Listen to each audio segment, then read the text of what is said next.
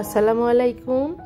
আমি শারমিন বলছি, শায়ান্স মম ওয়ার্ল্ডে আপনাদেরকে আরও একবার ওয়েলকাম করছি নতুন দিনে নতুন আরেকটি ব্লগ দেখার জন্য। কাছে দূরে যে যেখান থেকে বসে আমার এই ব্লগটি দেখছেন, আশা করি সবাই ভালো আছেন, সুস্থ আছেন। আলহামদুলিল্লাহ, আমিও আমার পরিবার নিয়ে বেশ ভালো আছি, সুস্থ আছি।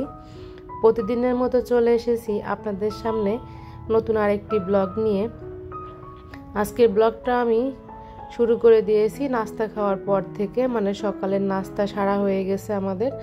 এখন এই যে গত রাত্রে কিছু মুদিখানার বাজার এনেছিল, সেটাই আর কি গুছিয়ে নেব। আর কিছু ডিম এনেছিল, সেটা এই যে ভিম লিকুইড দিয়ে ভিজিয়ে রাখছি। তো সবারই কিন্তু নাস্তা খাওয়া হয়ে গেছে। শায়ান কিন্তু এখনও ঘুম থেকে ওঠেনি, নাস্তা খায়নি।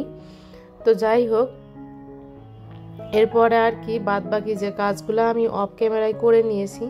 আর এখানে এই যে কিছু থালা বাসন ছিল, সেটা আর কি রাত্রের ধুয়ে রেখেছিলাম, গোছানো হয়নি। আর অফ ক্যামেরায় কিন্তু আমি ঘর বাড়ি আজকে গুছিয়ে তারপরে আপনাদের সঙ্গে ভিডিওটা শেয়ার করছি। তো আশা করি আমার পুরো ভিডিওটি জুড়েই থাকবেন, আপনাদের কাছেও কিন্তু ভালো লাগবে। আর এই যে মনস্টেরা গাছটা, এখানে কিন্তু আমি সাপোর্ট দিয়ে রেখেছি, মানে দুইটা কাঠি দিয়ে রেখেছি আর কি। এটা বেয়ে বেয়ে বড় হবে। ফেসবুকে পথস বাংলাদেশ গ্রুপে এই গাছটা নিয়ে আমি একটা পোস্ট করেছিলাম। তখন অনেকেই বলল গাছটাতে একটু সাপোর্ট দিতে, গাছটা নাকি তাহলে খুব ভালো হবে। তো তাই আর কি শুনে সাপোর্ট দিয়েছি। তো মাশাআল্লাহ, গাছটা কিন্তু বেশ ভালোই এখন হচ্ছে।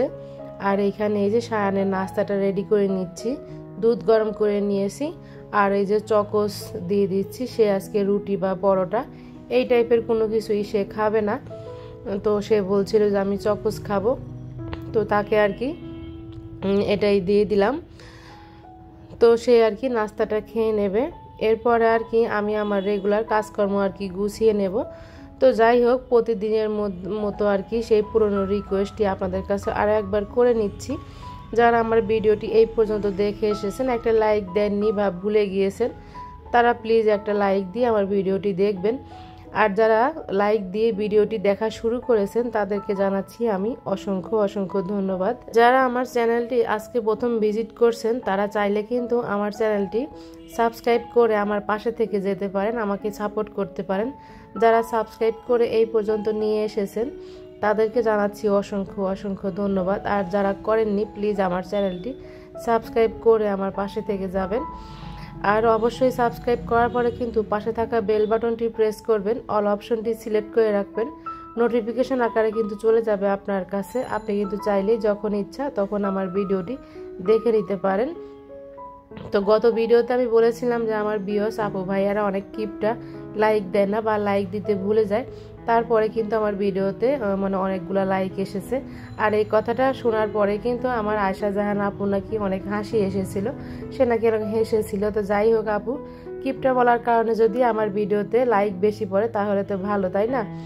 তো সামনে থেকে কিন্তু এরকম মাঝে মাঝে বলবো, তাহলে কিন্তু লাইকগুলো বেশি পড়বে, মানে বুঝতে পারলাম আর কি আজকে। তো যাই হোক, এখানে এই যে রান্না বান্নাগুলো কিন্তু করে নেব। সবজি রান্না করব, একটু ভেন্ডি ভাজি করে নিচ্ছি, আর মাছ ভুনা করে নেব, সঙ্গে একটু ছোলা ভুনা করে নেব।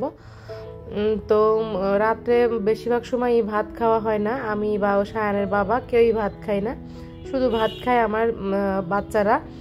তো আমরা খাই দেখা যায় একটু রুটি বা একটু ছোলা ভুনা করা থাকলে রুটি খেয়ে, মানে ছোলা ভুনা দিয়ে সামান্য মুড়ি খাই। এটাই হচ্ছে আমরা রাত্রে খেয়ে নেই।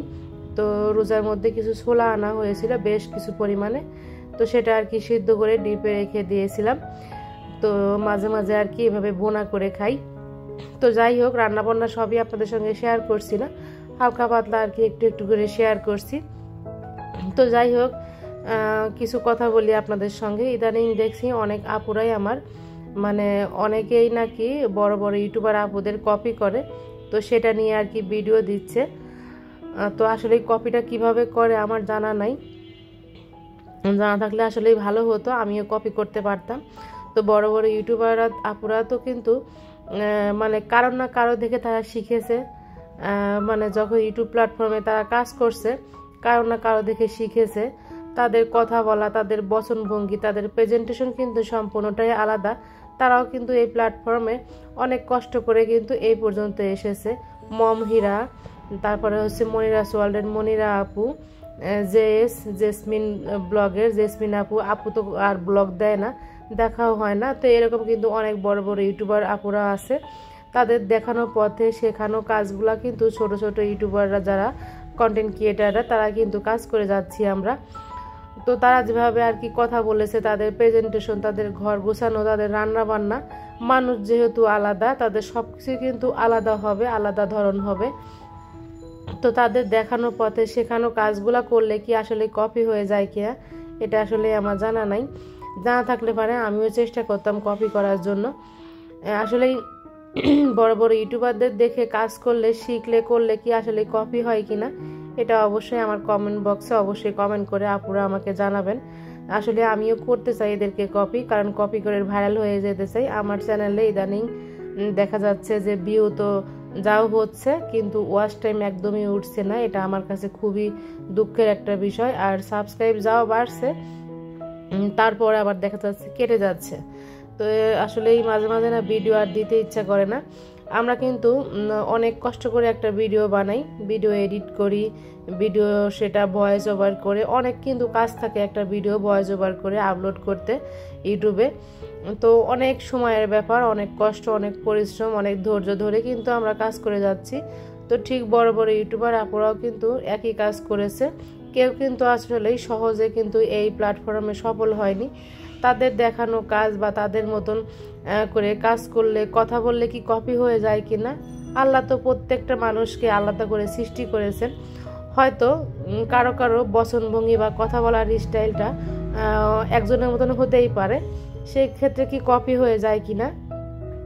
আসলে আমার এই ভিডিওটা যদি বড় কোনো ইউটিউবারের কাছে মানে যেত ভয়েস ওভার করার জন্য, সে কিন্তু অনেক সুন্দর করে আরও ভালো করে প্রেজেন্টেশন দিয়ে ভিডিওটা আপলোড করতো, কিন্তু আসলে সবাই তো এক না।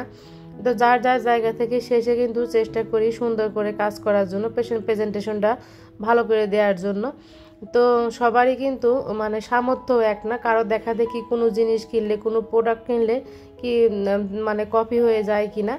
আমরা প্রত্যেকেই কিন্তু লাইফস্টাইল ব্লগ যেহেতু করি, সেক্ষেত্রে কিন্তু বড় বড় ইউটিউবার আপুদের সাথে মিল হয়ে যেতেই পারে। তো সেখানে কি কপি হয়ে যায় কিনা, তারাও তো আসলে ভাত মাছ খায় আমাদের মতোই, তো আমরাও কিন্তু ভাত মাছই খাই। তো এখানে আসলে কপির কি আছে। তো বড়দের দেখেই তো ছোটরা আর কি শেখে, তাদের দেখানো পথেই তো মানে বড়দের দেখানোর পথেই তো ছোটরা চলে, এটাই তো আসলে নিয়ম। তো এখানে আসলে এত বিতর্কের কি আছে। তো যাই হোক, এখানে এই যে আমি রান্নাবান্না কিন্তু শেষ করে অনেক দিন পরে আর কি একটু রূপচর্চা করে নিচ্ছি। বাসায় যা ছিল আর কি, লেবু, মধু, একটু বেসন বা একটু চালের গুঁড়া, একটু গোলাপ জল, একটু গ্লিসারিন বা একটু হচ্ছে অ্যালোভেরা জেল, এইগুলা দিয়ে আর কি একটু রূপচর্চা করে নিচ্ছি অনেক দিন পরে।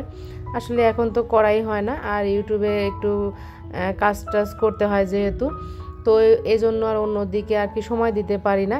আগে তো রেগুলারই আর কি এগুলা করতাম, তো ভালো লাগতো। আসলে কবে কোন দিন একটু পার্লারে যাব, সেদিন আসলে একটু ঘষা মাজা করে একটু পরিষ্কার হব। তাছাড়া যদি বাসায় আমরা রেগুলার সপ্তাহে একদিন বা 2 দিন 10 দিনে একদিন যদি এইগুলা একটু করি, তাহলে কিন্তু অনেকটাই আমাদের স্কিন ভালো থাকে, অনেকটা ফ্রেশ থাকে। তো যাই হোক আর কি 10-15 মিনিট রেখে গোসল করে ধুয়ে ফেলে দিয়েছিলাম, তারপরে দুপুরের খাওয়া দাওয়া করে নিয়েছি। আর এখন তো এই যে সন্ধ্যাবেলা আমার ভাই এসেছিল, তো একটু নুডলস রান্না করে নিয়েছিলাম, আর ফ্রিজে ডিপে কিছু পাকা আম ছিল সেগুলা ছিলে দিয়েছিলাম, সঙ্গে একটু তরমুজ। এই তো সন্ধ্যার নাস্তা ওকে দিয়েছিলাম, ও খাওয়া দাওয়া করে পরে রাত্রে আর কি চলে গিয়েছে। আর এখানে এই যে বাচ্চাদেরকেও আর কি একটু দিয়ে দিচ্ছি। এই হলো আমাদের সন্ধ্যার নাস্তা। তো যাই হোক, আজকের ভিডিওতে কিন্তু অনেক কথা বলেছি, তো কথার মাঝে আসলে ভুল ত্রুটি হলে ক্ষমা সুন্দর দৃষ্টিতে দেখবেন। আর নতুন আরেকটি ভিডিও নিয়ে চলে আসবে আপনাদের সামনে। সেই পর্যন্ত আল্লাহ হাফেজ।